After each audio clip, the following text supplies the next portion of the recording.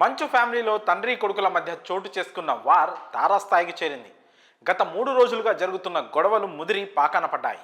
4 గోడల మధ్య జరగాల్సిన గొడవలు నలుగురి మధ్య వచ్చి చేరాయి. దీంతో ఈ వ్యవహారం తీవ్ర చర్చనీయాంశమైంది. మంచు మనోజ్, తండ్రి మోహన్ బాబు ఒకరిపై ఒకరు ఇదివరకే పోలీస్ స్టేషన్లో ఫిర్యాదు చేసుకున్న సంగతి తెలిసిందే. కాగా డిసెంబర్ 10న సాయంత్రం జల్పల్లిలోని మోహన్ బాబు ఇంటి వద్ద చోటు చేసుకున్న ఘర్షణ మరోసారి కేసుల వరకు వెళ్ళింది. మంగళవారం సాయంత్రం మనోజ్ మోహన్ బాబు ఇంటి వద్ద రచ్చ చేశాడు. ఇంట్లో తన కూతురుందని గేట్లు ఓపెన్ చేయాలని సెక్యూరిటీని కోరారు.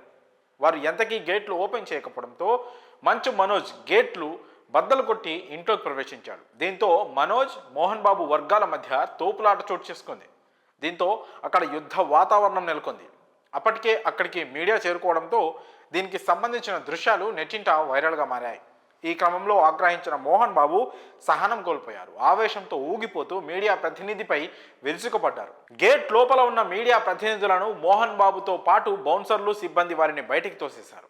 అంతటితో ఆగకుండా మోహన్ బాబు ఓ మీడియా ఛానల్ ప్రతినిధి చేతిలోని మైక్ లాక్కొని దాడి చేశారు. దీనిపై మీడియా ప్రతినిధులు నిరసన వ్యక్తం చేశారు. దాడిని ఖండిస్తూ మోహన్ బాబుకు వ్యతిరేకంగా నినాదాలు చేశారు. ఈ నేపథ్యంలో మోహన్ బాబుపై కేసు నమోదైంది.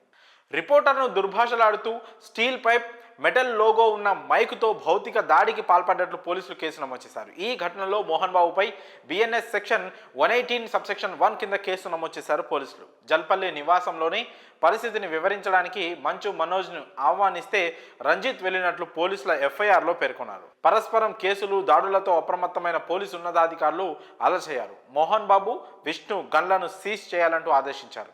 తక్షణం వారి వద్ద ఉన్న లైసెన్స్డ్ గన్స్ను స్వాధీనం చేసుకోవాలని ఉత్తర్వులు జారీ చేశారు. మరోవైపు మోహన్ బాబు, విష్ణు, మనోజ్కు రాచకొండ పోలీసులు నోటీసు జారీ చేశారు.